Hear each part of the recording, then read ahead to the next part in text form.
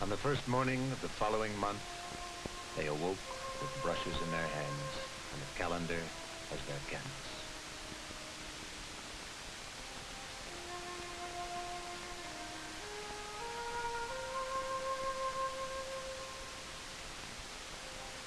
God made the days, man made the calendar, and the 5 cities made June of 1963.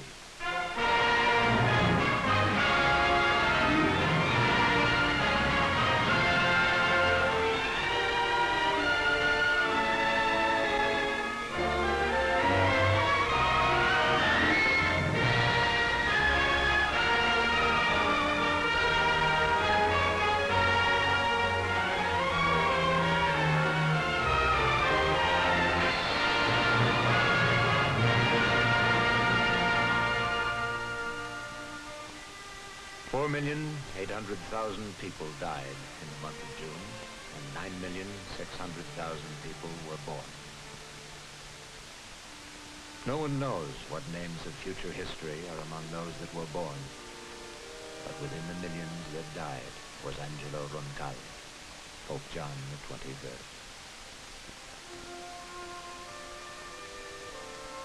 Outside St. Peter's Basilica, the masses waited with meditation, tears, and prayers.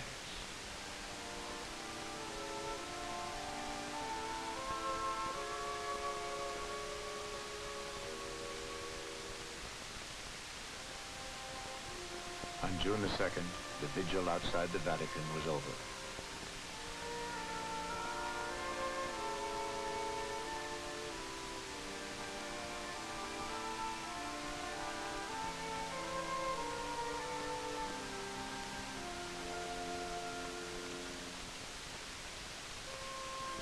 Within the Basilica, the Cardinal College gathered for Mass. Still in grief, theirs was a mission, to elect a man to follow their beloved Pope John.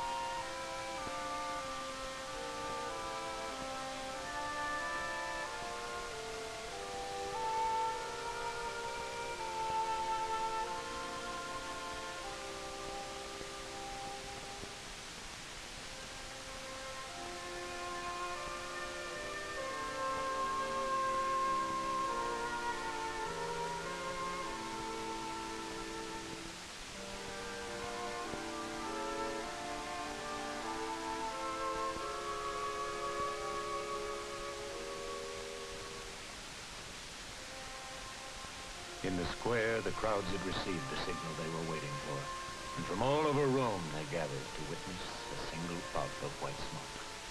The puff of smoke that told the world the election was over. The name was Giovanni Montini, and the coronation would be on the 30th of June.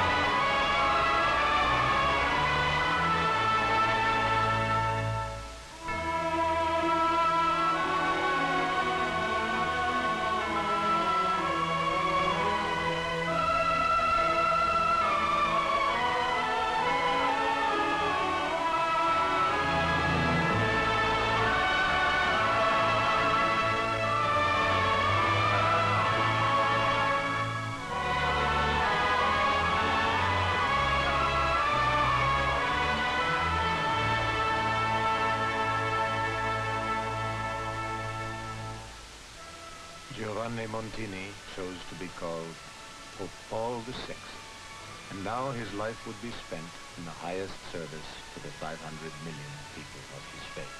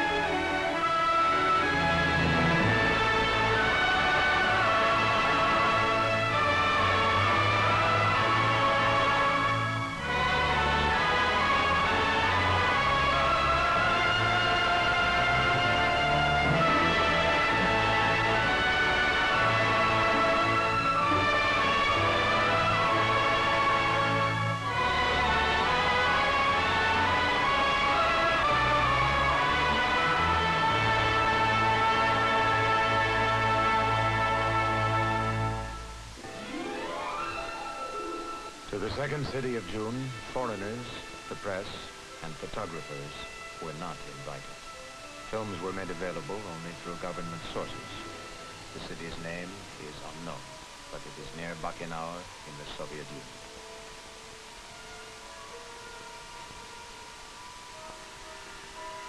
Here, in the continuing race for the moon with the United States of America, the Soviet Union launched Valery Bykovsky and Valentina Tereshkova. In utmost secrecy, only the military and technicians observed the launchings of the two new cosmonauts.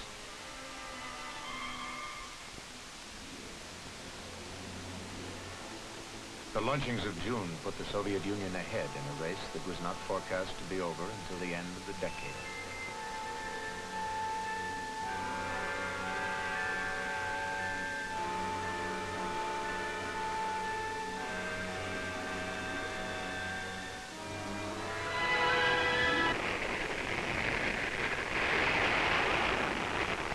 The history of man in space is short, but the conquests are many. Now films of every launch have been released both by the government of the Soviet Union and the free press of the world that was invited to photograph the launches of the United States. In 1961, the Soviet Union launched Yuri Gagarin and provided this motion picture of the liftoff. The United States launched Alan Shepard from Cape Canaveral on top of a Redstone booster. Next in space was Gus Grissom of the United States, again photographed by hundreds of international photographers at the Cape. Then the Soviet Union announced the launch of German Titov and released this film.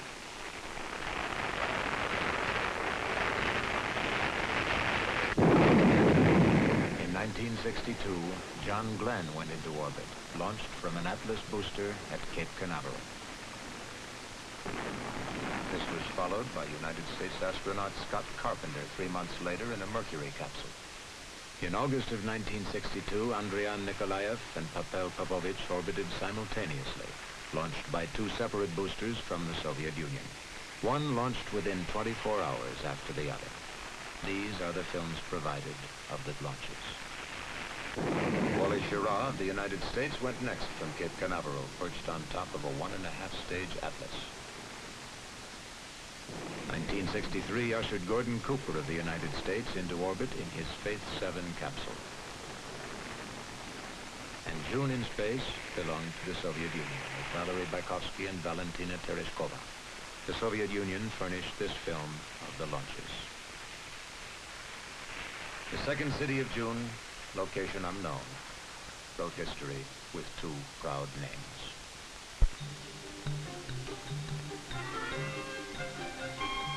The third city of June lived off the Saigon River in South Vietnam. Its name was Ben Tuong.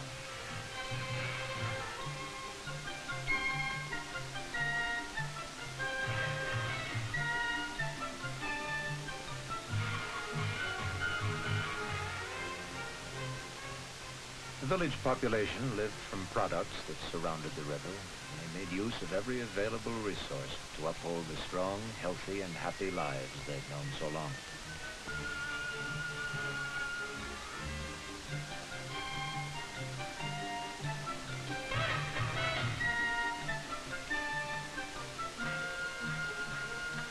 Their village had existed for centuries. It continued to exist until one night in June.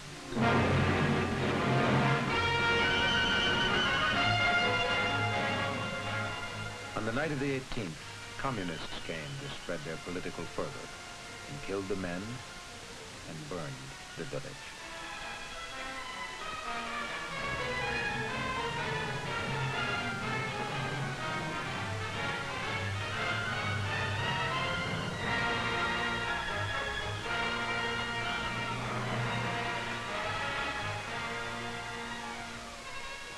South Vietnam soldiers were called to help save what could be saved, but it was too late.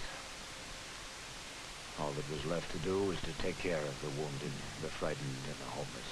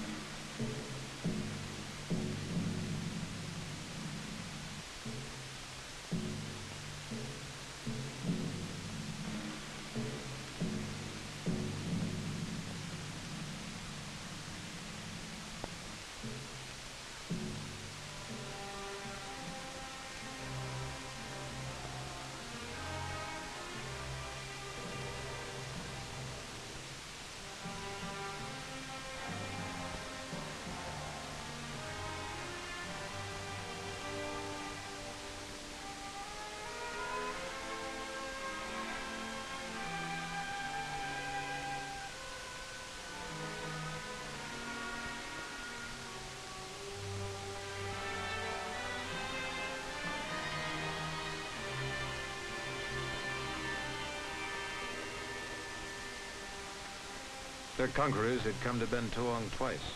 Once they came by day as friendly strangers with promises of a new life of communal living and of more land.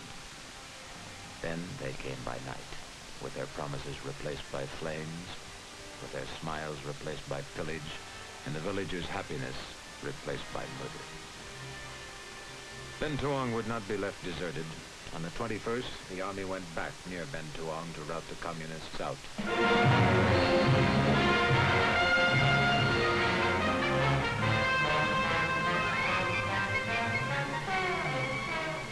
And so the soldiers came by rail, by air, by land, and water to win back the remnants of Ben Tuong.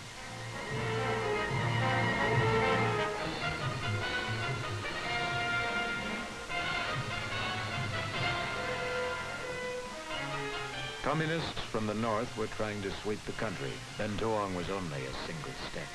In the month of June, they had attacked 294 places.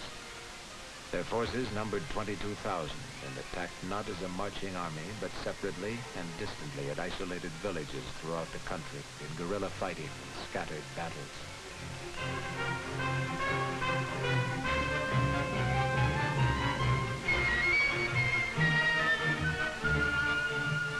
There were casualties in this unknown war of June, too many of them.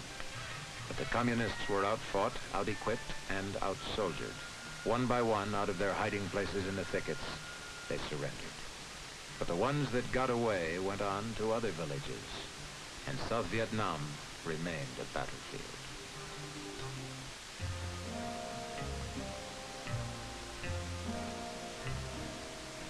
The eyes of the world shifted to the small city of Tuscaloosa, Alabama, within the deep south of the United States of America.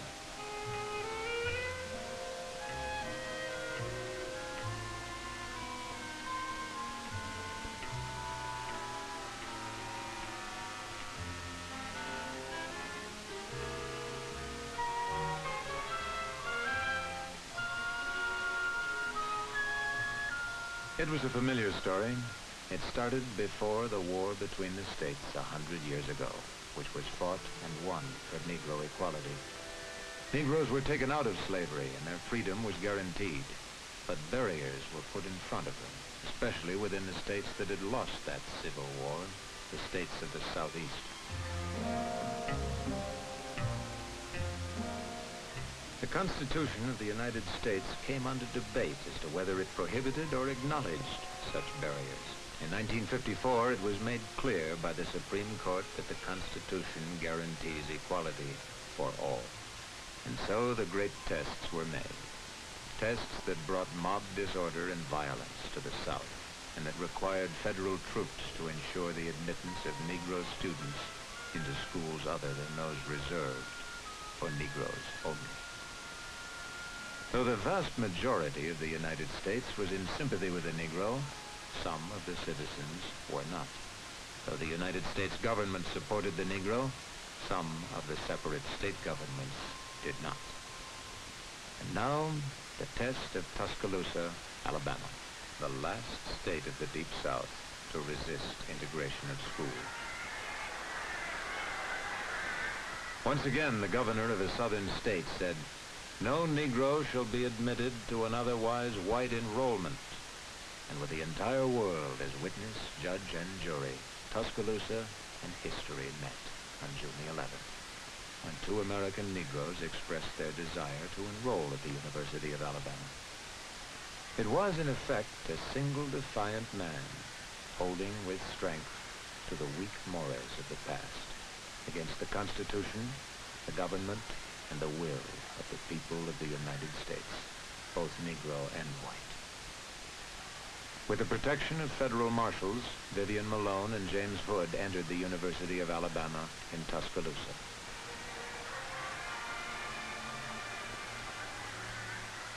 There was no violence. The governor conceded.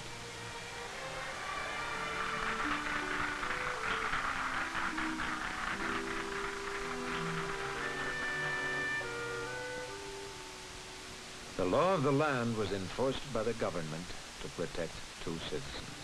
It was enforced so Vivian Malone and James Hood and anyone else would have the freedom to choose the school they would attend.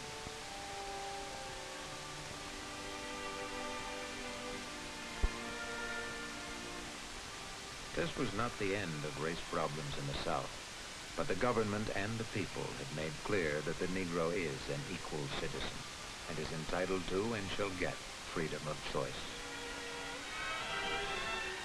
Wherever free men live, their most sacred request, their most sacred right is for freedom of choice.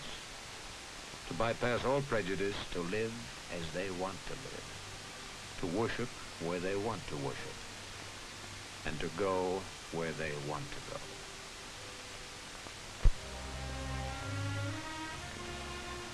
On the other side of this wall are millions of people who aren't going anywhere. The communist government they live under will not let them out. For centuries, walls have been built to keep out invading armies, but this was the first wall in all recorded history to keep an entire country from fleeing. Fleeing into West Berlin as 3.5 million did before the wall was erected. If the guards with their guns were unsuccessful in keeping people from fleeing, there was the barbed wire. If they crossed that, there was the wall. If they reached the top, there was the broken glass.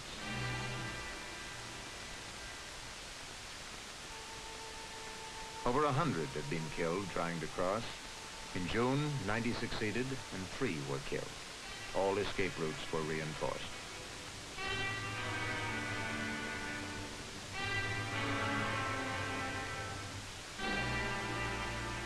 The Eastern Guards had orders to shoot at each other if one tried to escape. In areas where windows overlooked West Berlin and people had jumped to freedom, the windows had been sealed with bricks.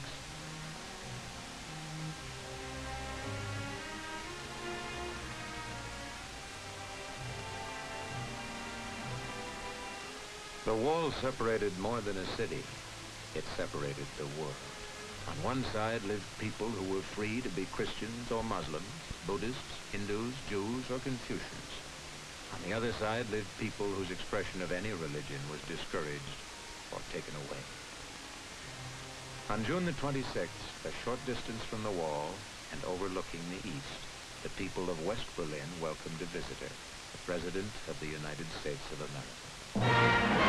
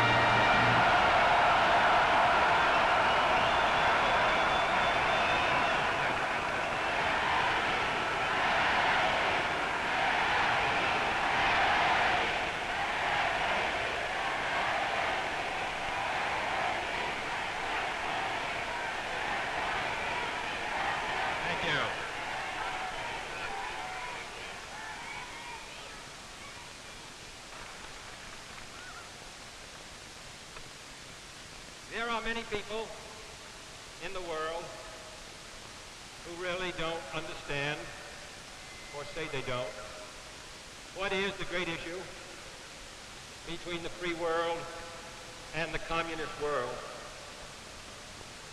Let them come to Berlin.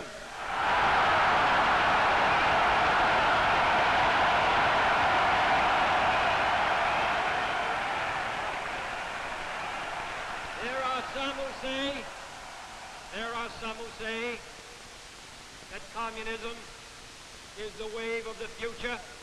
Let them come to Berlin.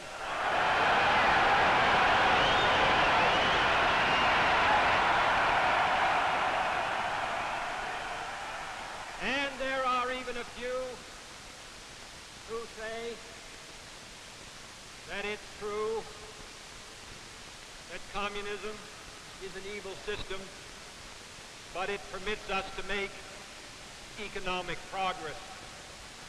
Lass sie nach Berlin kommen. Let them come to Berlin.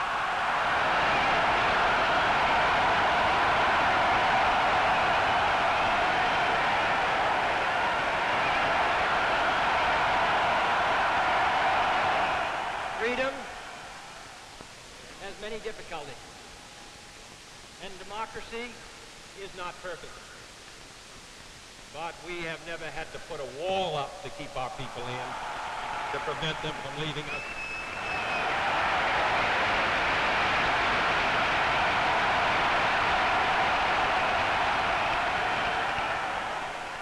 While the wall is the most obvious and vivid demonstration of the failures of the communist system, for all the world to see, we take no satisfaction in it, for it is, as your mayor has said, an offense not only against history, but an offense against humanity, separating families, dividing husbands and wives and brothers and sisters, and dividing a people who wish to be joined together.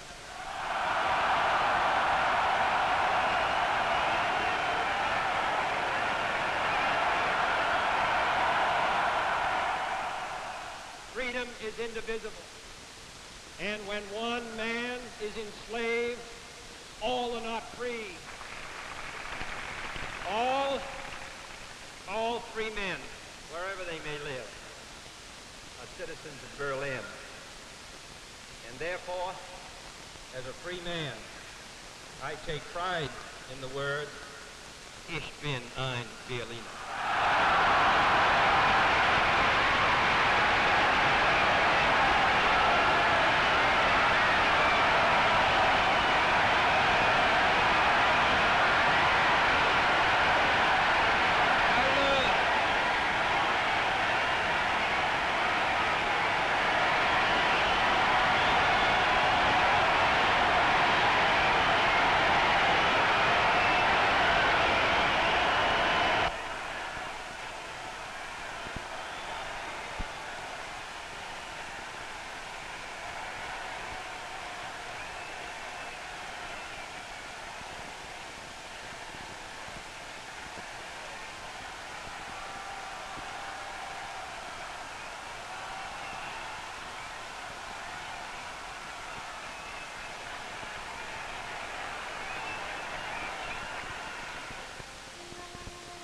June was over.